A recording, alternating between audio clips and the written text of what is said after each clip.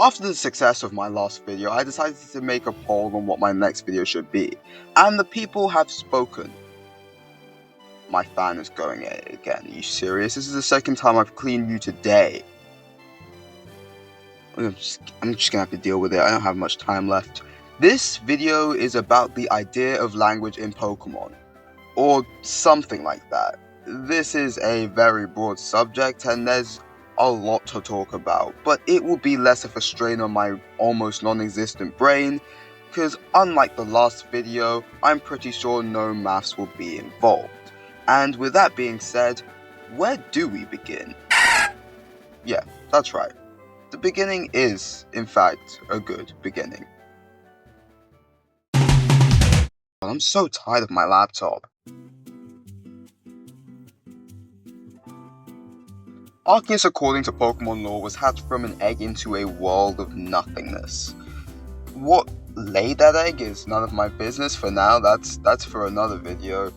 But after the hatching of this Arceus, or Arceus segment, I will elaborate in a second, bear with me, it goes on to become something that is described in its Diamond Pokédex entry as the Pokemon that shaped the universe with its 1,000 arms.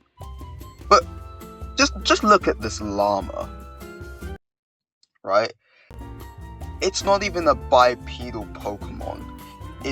Even its beta sprite is on all fours. So what and where are these arms? Well, the arms of Arceus, okay, that's actually a pretty sick title, are speculated to be the unknown. Why, that is? I don't know, maybe because of this crazy event cutscene in Heart Gold and Soul Silver where we see Arceus make, if you can even call it that, a Palkia, Dialga, or Giratina, depending on where you're positioned on this triangle in-game, whilst being swarmed, in a good way I think, by a bunch of unknown. What do you call a group of unknown? It's probably something silly like an alphabet of unknown. It's quite fitting actually, you know, their symbols and everything. And these unknown have 28 forms, one for each letter of the alphabet: A, B, C, D, E, F, G, H, I, J, K, L, M, N, O, P, Q, R, S, E, U, V, W, X, Y, and Z. I'm British. I will not be saying Z. Okay, Z does roll off the tongue better in some cases, and this is probably one of them. And the last two unknown are question mark and exclamation point, for more grammatical pizzazz when creating hidden messages in your PC boxes. There's a lot of places in Pokemon that use the unknown font to, in a sense, encrypt secret messages, like the instructions in the Ruins of Alph to unlock new rooms and new unknown forms to catch in the Gen 2 games and their remakes, or the Santaloon Ruins in the Gen 4 games and their remakes, which tell you which way you're supposed to go to get the HM for Defog, and in that same room there's a wholesome message waiting for you, assuming you can read it, which says, "Friendship. All lives touch other lives to create something anew and alive." The Ruins of Alph also have many peculiar messages, such as, "Our word shall remain here for the ages," or "Thus we shall erect a statue outside. We humans must learn to walk in harmony with them. We depart for their sake. They possess great insight and refuse the outside world." I think, personally, that the builders of the ruins are the ones who, in a sense, wrote this. I mean, we humans bit kind of makes that obvious. And perhaps they were talking about the unknown, and they built these ruins for the unknown to reside in, and the unknown reside in them willingly. They don't seal them away, seemingly against the Pokemon's will, unlike what I'm going to be talking about later. And perhaps the arms of Arceus are supposed to lay dormant there until they're called upon, or a 10-year-old solves an obnoxiously easy puzzle. Whatever theory you like more, I don't know. It's an odd theory, but there is evidence that it might be true. Next, we have the Reggies, which are probably blind now that I think about it, which should be obvious, really, especially to me and most other people. No actual eyes, and you need to learn how to decipher Braille in order to even find them. This is Braille. It's a form of written language that is for blind people. It's supposed to be read through touch, not sight. You may commonly find this on prescribed medicine at a pharmacy. If you've ever run your hands along the packaging of a prescribed medicine, you may feel some bumps on the packaging. That's Braille, and it would translate to the writing that you would find on the medicine.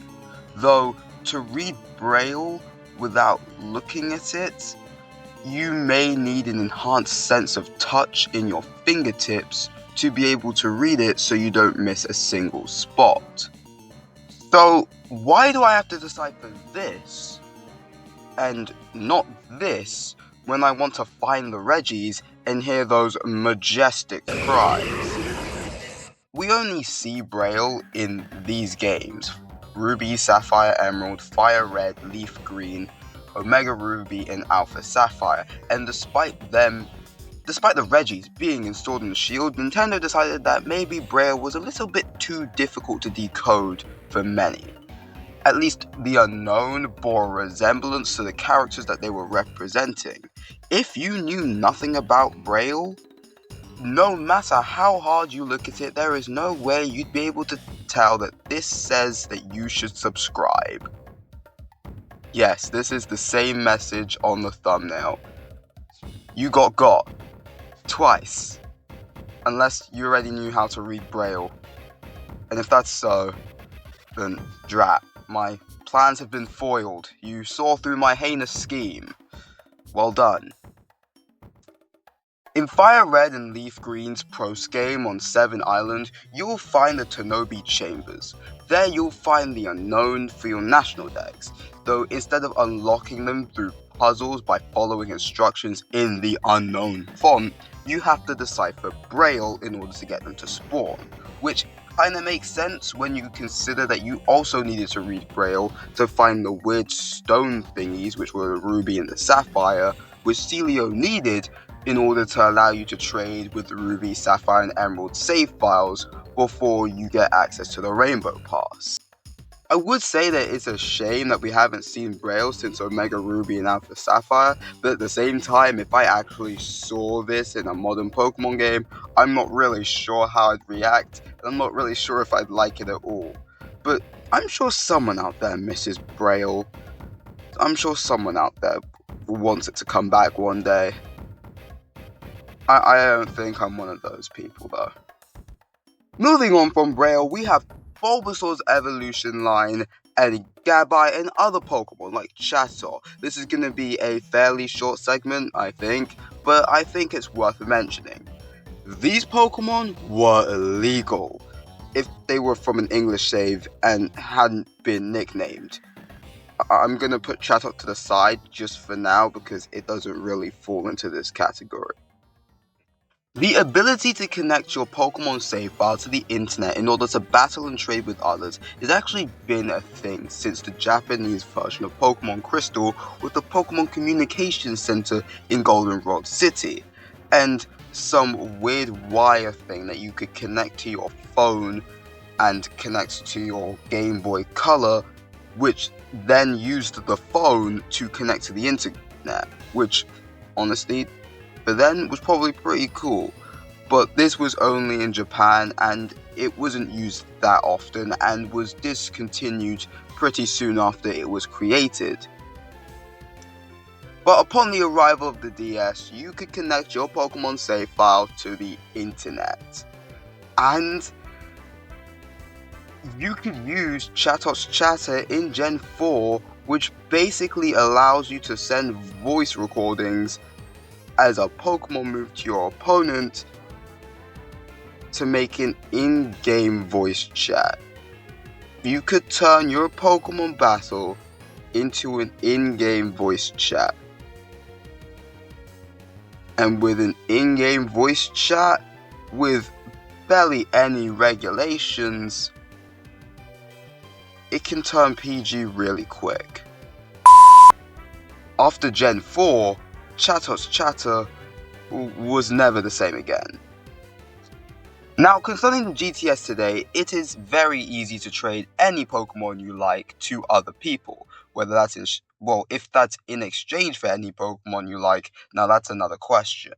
But when it was first introduced, in order to prevent people from trading Pokemon that had profanity within their nicknames, the game would try to detect rude words in every language the game was available in, all at the same time.